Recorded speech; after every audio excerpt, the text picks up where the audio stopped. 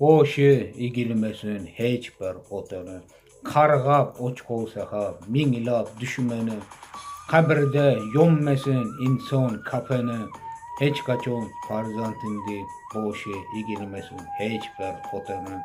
Bolam deyip umruni qarilik kutsa, bolam deyip yüzleriga acılar tushsa, bolam deyip qon içip zaharlar yutsa, hech qachon farzandim deyip boshi egilmasin hech bir otani. Halol non puli berib, kiydirib, borini butkul baxtdan to'ydirib, bolam deyip shukrulloh qilib, boshi egilmasin hech bir otani.